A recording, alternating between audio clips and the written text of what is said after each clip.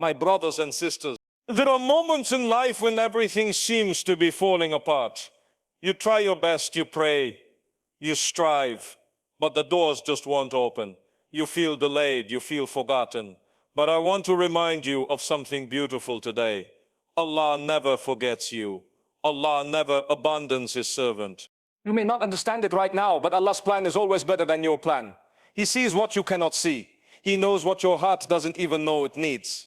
When life gets tough, we often find ourselves standing at the edge of confusion, fear, and even despair. The heart feels heavy, the soul weary, and it seems like no matter how much we try, things just don't go the way we hoped. Maybe your plans didn't work out. Maybe someone you trusted let you down. Maybe you lost a job, a relationship, or a dream. And in the silence of the night, you ask yourself, why is this happening to me? But here's the truth. Hardship is not a sign that Allah is angry with you. It's not a punishment. In fact, it could very well be a sign that Allah loves you enough to cleanse you, to elevate you, and to prepare you for something far great. Allah never promised a life free of trials, but He did promise that with every hardship there is ease, not after hardship with it. That means the ease is there, hidden within the very struggle you are going through. It just takes a heart full of faith to see it. When life gets difficult, it's easy to fall into despair. It's easy to think, everyone else seems to be doing fine, why am I the one struggling? But comparison is the thief of gratitude. You don't know the battles others are fighting. What you see on the outside is never the full story. Allah customizes your test exactly for you because He knows your capacity, your heart, and your journey better than anyone else. The Prophet Muhammad said, when Allah loves a servant, He tests him. This means that your difficulty might actually be a mark of your closeness to Allah, not your distance from Him. Think of the prophets, the most beloved of Allah. Did they live easy lives? No. They were tested in ways unimaginable. Prophet Ayub, lost his wealth, his children and his health. He suffered in silence and patience for years. Yet never did he lose hope in Allah. He continued to say, indeed adversity has touched me, and you are the most merciful of the merciful. He didn't say, why me? He said, Ya Allah, I know you're still merciful even in this pain. That's faith. Sometimes we believe that being good Muslims will protect us from all problems. But that's not the purpose of this world. This world is a place of tests. Jannah is the place of rest. Every soul that came before us, from the prophets to the companions to the righteous believers, all of them went through hardship. Not because they were weak, but because Allah was strengthening them. When you're tested, it's not to break you, it's to build you. Sometimes Allah allows the storm not to drown you, but to wash you clean, to remove the things in your life that were silently harming your soul. He might take away a person you loved because they were leading you away from Him. He might close a door because what was behind it would have ruined your peace. And though at the time you may cry, you may question, and you may feel lost, later you will look back and say, Alhamdulillah, Allah knew best. But you have to trust the process. You have to trust that Allah's wisdom far exceeds your understanding. You may want something so badly. You may pray for it, cry for it, beg for it, and yet Allah withholds it. And in your limited vision, it feels like a punishment. But in Allah's infinite mercy, it's protection. What you thought was a delay is actually divine redirection.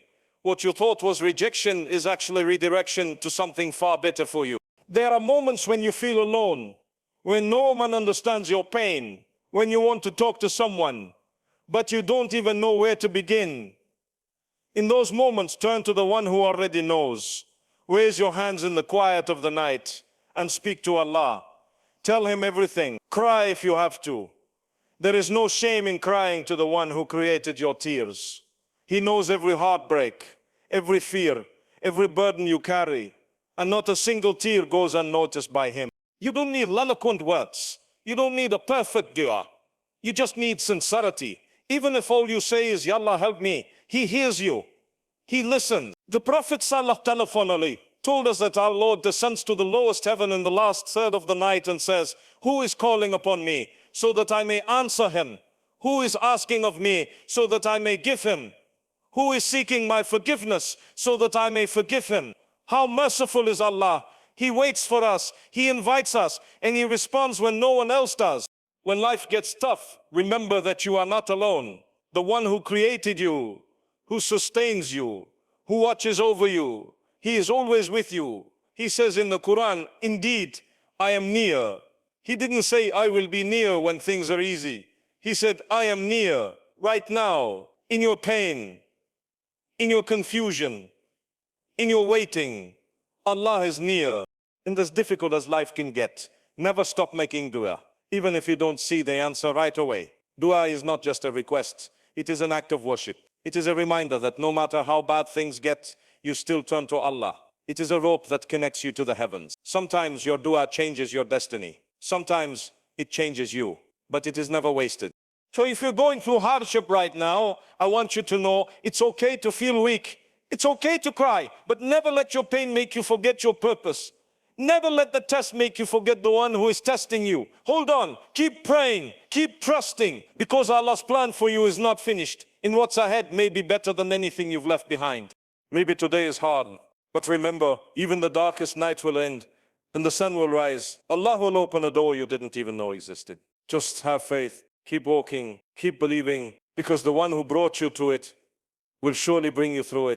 The story of Musa alayhi salam is not just a historical narrative. It is a living example of how Allah's plan unfolds in the most unexpected and powerful ways. When you think about hardship, uncertainty, fear, and faith, you will find all of it in the life of Musa. From the very beginning of his life, he was surrounded by danger. A tyrant, Pharaoh, had ordered the killing of every newborn male from the children of Israel. Imagine the fear in the hearts of mothers. Imagine the silence in homes that once waited to hear the cries of a newborn, now hoping the baby wouldn't be heard.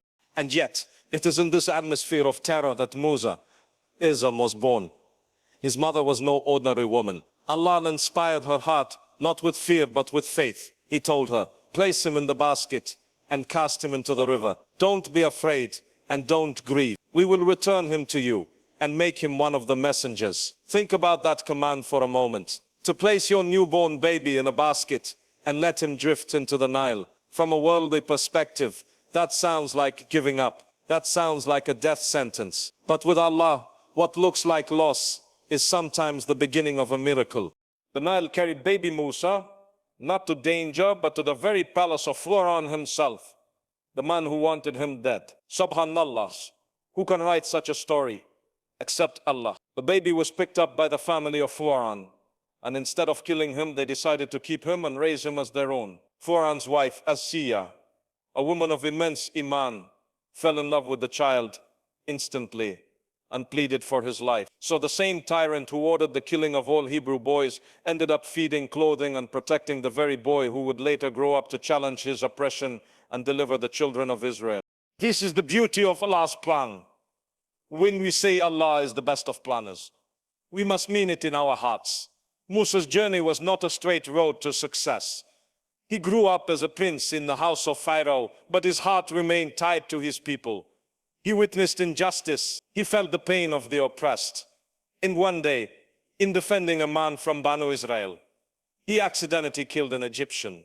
He fled the city fearing for his life. From prince to fugitive, it must have felt like a fall from grace. But in reality, it was another step in Allah's perfect plan. He fled to Madian and found himself alone with nothing. No food, no home, no family. Just himself and his faith in Allah. And yet, even there, Allah provided. He helped two women draw water from a well and then sat in exhaustion under a tree and turned to Allah with one of the most beautiful and humble du'as ever recorded in the Qur'an. My Lord, indeed I am, for whatever good you would send down to me in need. He didn't demand, he didn't complain, he simply admitted his need, and Allah responded. He was taken in by a righteous man who gave him shelter, food, and eventually one of his daughters in marriage. Musa A.S. found peace after hardship, but the story wasn't over. After years of living in Madian, Allah called him back to Egypt, back to his people, and back to his mission. On the way, Musa A.S. saw a fire on the side of Mount Sinai, and there, alone in the desert, he heard the voice of Allah. Indeed, I am Allah. There is no deity except me, so worship me and establish prayer for my remembrance.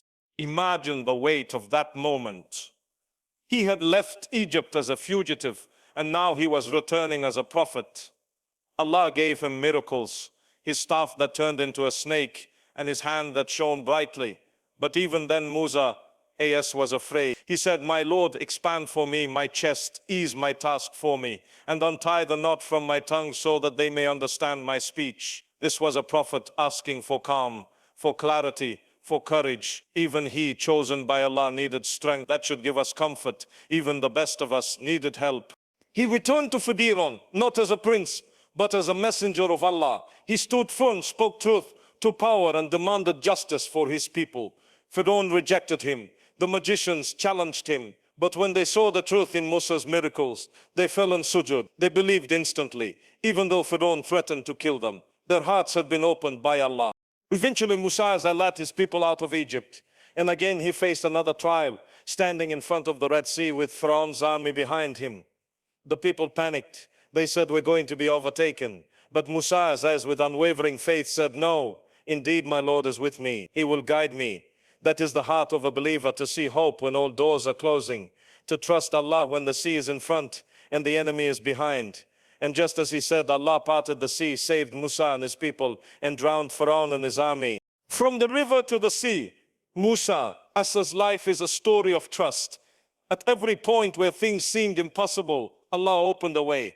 At every turn of hardship, there was divine wisdom. If Allah can protect a baby in a basket and turn him into a prophet, then he can take your pain, your fear, and your uncertainty and turn it into something greater than you ever imagined. You just need to do what Musa did. Keep walking, keep believing, and keep your heart tied to Allah. Faith is often spoken of as belief. Belief in Allah, belief in the unseen, belief in the last day.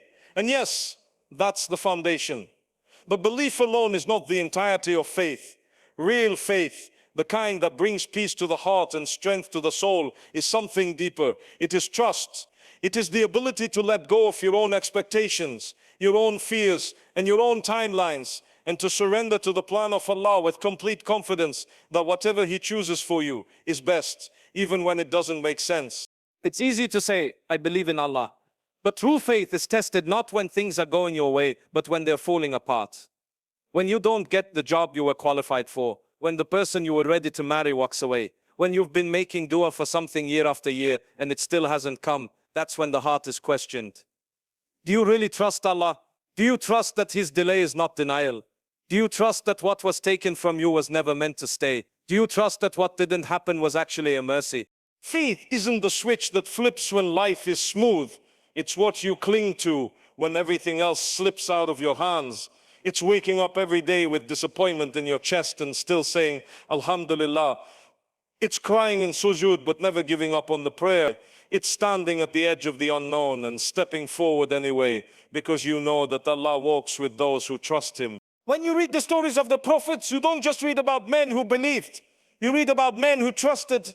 Abraham stood before a fire meant to kill him, but he trusted Allah would cool the flames. Maryam endured the pain of childbirth alone beneath a tree with no one beside her, but she trusted Allah's wisdom. Yunus was in the belly of a whale in the depths of the ocean, far from all help, but even there he called upon Allah with certainty. And when the Prophet Muhammad was forced out of his home, mocked by his people, hunted by his enemies, he still said with calm assurance, "Do not be sad. Indeed, Allah is with us." That's faith, not just to believe when things go well, but to remain firm when they don't, to be content even when the outcome is the opposite of what you hoped for, because you know that the one who controls all outcomes is the most merciful, the most wise, and He never wrongs anyone. But trust doesn't mean you stop trying. It doesn't mean you give up and leave everything to fate. Islam teaches us to tie our camel and then rely on Allah.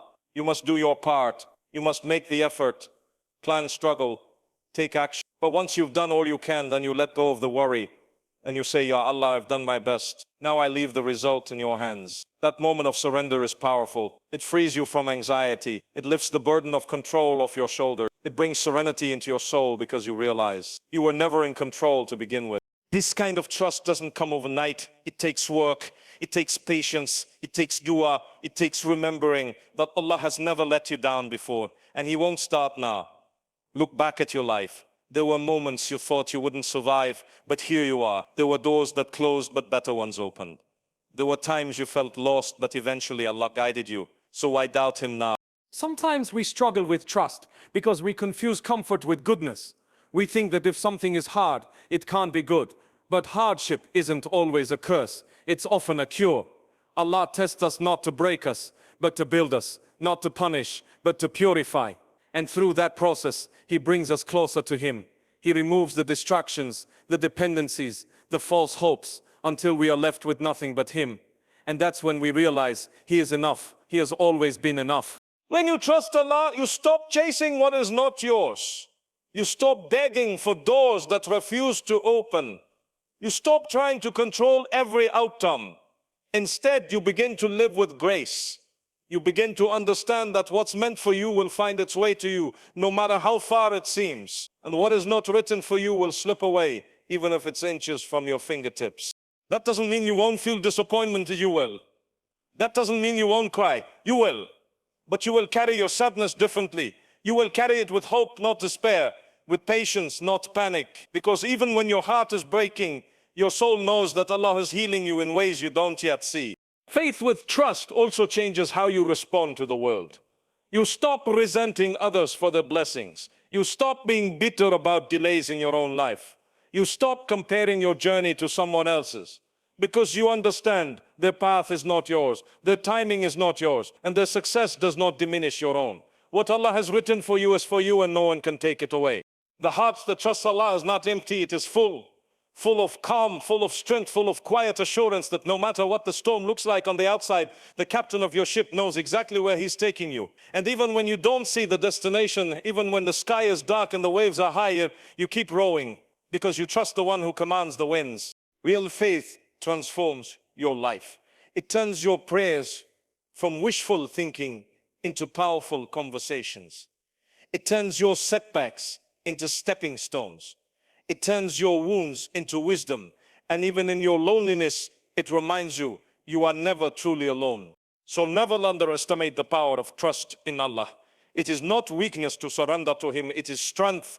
It is not passive, it is the most active form of devotion. Because when you trust Allah, you walk through life with your head held high, not out of pride, but because your heart is anchored in something unshakable. Faith is not just belief. It is trust. It is tawakkul.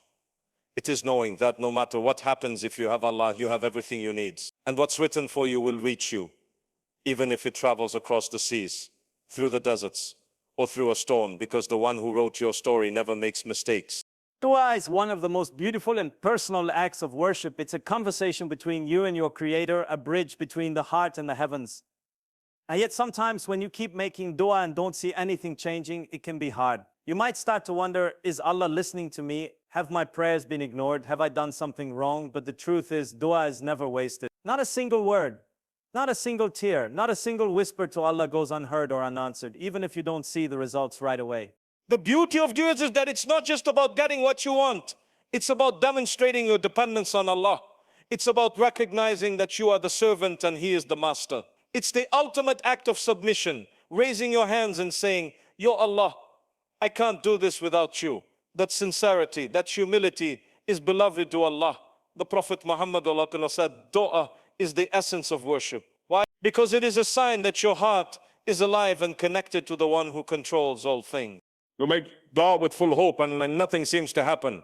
Days turn into weeks and weeks into years. You keep praying for healing, for a job, for a spouse, for guidance, for peace, and yet life stays the same. It's in these moments that Shaitan whispers, trying to convince you that your du'as are pointless, that you should stop. But those are the moments when your faith is being tested. Allah is not ignoring you. He's seeing whether you trust Him enough to keep asking, even when you don't see what's coming.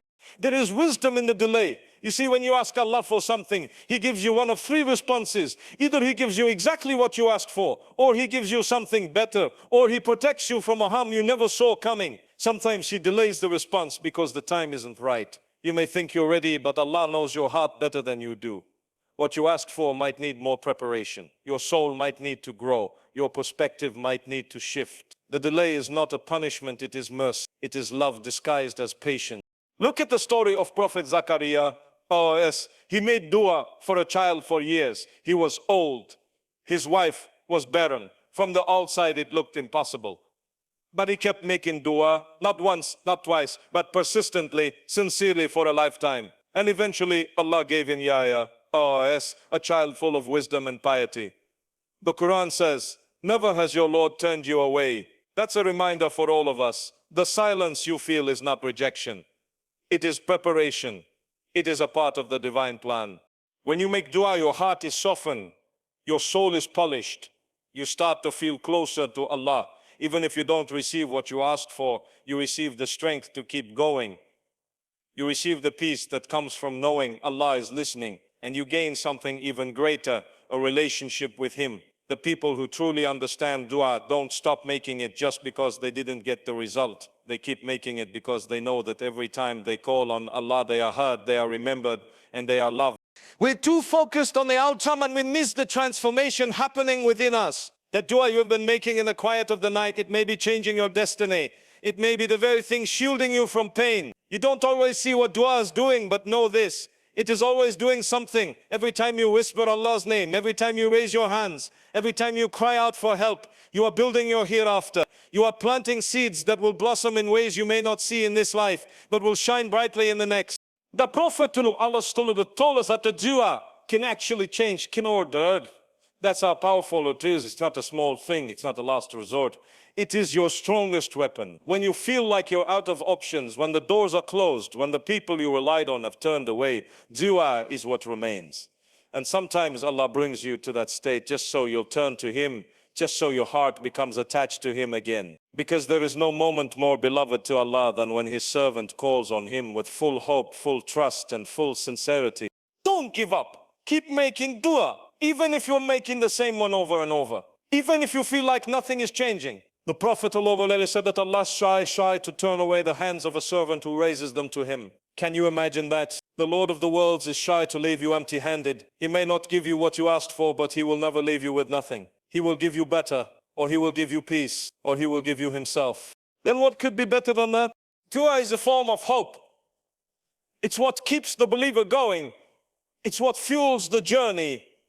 When the path is dark, and even if the dua is never answered in this life, know that Allah saves it for you in the hereafter, on the day of judgment. You may stand before Him and find mountains of reward. And you'll ask, Ya Rab, what is this for? And He will say, these are the unanswered duas you made. I saved them for you here. And in that moment, you'll wish that not a single dua had been answered in dunya. Because what Allah saved for you is far greater than what you could ever imagine. So don't stop. Make dua when you're happy. Make dua when you're broken. Make dua when you're in need. Make dua when you're at peace. Keep asking, keep hoping, keep knocking on the door of Allah, because sooner or later it opens. And even if it doesn't open the way you imagined, it will open the way your soul needs. Dua is not a ritual, it is a lifeline. It is not a wish list, it is a connection. And the most beautiful part, you don't need perfect words. You don't need eloquence. You don't need to speak Arabic. You just need a sincere heart.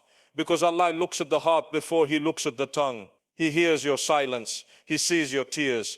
And He answers in His own perfect way at the perfect time. This life is short, so temporary, so fragile. We live chasing moments, people and dreams that often fade before we even realize what we had.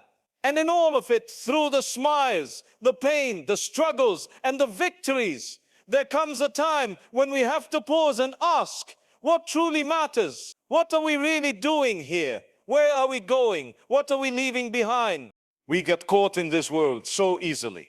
We worry about our careers, our image, our wealth, our popularity. We chase goals that never seem to satisfy. We compare ourselves to others, scrolling through filtered lives, thinking we're behind, thinking we're not enough. But deep down, we know something is missing, that no matter how much we achieve, there's an emptiness that nothing in this world can truly fill. That emptiness is not weakness. It's a reminder. It's a reminder. It's a soul calling you back to what matters, to Allah. Because you weren't created for this world. You were created for something greater. You were made for Jannah, for a life where pain doesn't exist, where hearts are never broken, where there's no fear, no death, no goodbyes, only peace, joy, and the eternal closeness of your Lord. But getting there requires effort. It requires a life lived with intention. It requires hearts that submit, tongues that remember, and actions that reflect who we are. striving to be. And while none of us are perfect, we have to keep trying. That's what matters most. Not that you never fall, but that every time you do, you get back up and return to Allah. So these are the final words. Words that I hope will live in your heart long after this moment ends. Remember that you are loved by Allah, even when you feel unworthy. He sees your pain even when you hide it from the world. He hears your silent prayers. He knows the battles you fight in your heart. And He is always, always near. Don't let the world harden your heart. Don't let disappointment make you bitter. Don't let your sins define you. Allah is greater than your past, greater than your weakness, greater than every mistake you've ever made. And no matter how far you've gone, the door to His mercy is always open. Turn to Him, cry to Him, ask Him to heal what you cannot fix. Beg Him to make your heart firm, because in the end all that matters is where your heart belongs. People will come and go. Some will love you, some will hurt you, some will stay, and others will walk away without warning. That's the nature of this world. It's not stable, it's not consistent. But Allah never leaves. He never breaks His promise. He never fails. And if you live for Him, if you seek Him above all else, you'll find a peace that no one can take from you. So don't give up. No matter how dark it gets, don't stop praying. No matter how heavy life feels, don't stop walking. No matter how many times you fall, don't stop believing in your ability to return to Allah. Your story isn't over, and your best days may still be ahead. Allah is not done with you. Every breath you take is proof that He still wants good for you, that there's still time, that there's still hope. And while you're here, use your time wisely. Spend it with people who bring you closer to Allah. Speak words that heal, not harm. Give charity, even if all you have is a smile. Forgive, even when it's hard. Hold on to your prayers, even when your faith feels weak. Especially then, because prayer isn't for the perfect, it's for the struggling, the broken, the lost, the believers who know they need Allah in every moment, in every breath. Let go of pride. Let go of arrogance. Let go of the need to prove yourself to everyone. You don't need to be seen by the world. You only need to be seen by the word. You only need to be seen by the word. You only need to be seen by the word. Live for His approval. And remember, the smallest deeds done sincerely are heavier on the scale than the biggest acts done for praise. Purify your intentions. Even when no one sees, Allah sees. And that's enough. And when you feel overwhelmed by sadness, by anxiety, by fear, turn to the Quran. It's not just a book, it's a lifeline. It's a message from your Creator, a healing for your heart. Within it are the answers you've been searching for, the comfort you've been needing, the strength you didn't know you had. Let the words of Allah become your refuge. Let them guide you home. And never underestimate the power of your presence in someone's life. A kind word, a gentle smile, a helping hand. These things can change a person's day or even their life. You were placed here for a reason. Your existence has value. You may not see the impact you're making, but Allah does. And that's all that matters. This world is not the destination. It's the road. And one day we will all return to Allah. That moment is coming. And when it does, nothing else will matter. Not your bank balance, not your status, not your followers, only your deeds, only your faith, only your relationship with Allah. So build it now, strengthen it while you still can, because the day will come when your eyes will close and your soul will rise, and all that will remain is what you sent forward. Live with that in mind, forgive quickly, love deeply, worship sincerely, and make every day a step toward your final home. A home where you will meet your Lord with a heart full of hope and a record full of effort and a soul that longed for Him above all else. These final words are not just for reflection. They are a call to action, a call to return to what matters, to prioritize the eternal over the temporary, to remember that you were created by Allah. For Allah and to Allah is your return. So walk through this life with purpose. Walk with humility. Walk with trust in Allah's plan. And even if the road gets difficult, keep going, because the reward is worth it. Jannah is worth it. And the pleasure of your Lord is worth everything. And if you ever forget who you are, if you ever lose your way, just fall into sujud. Pour your heart out.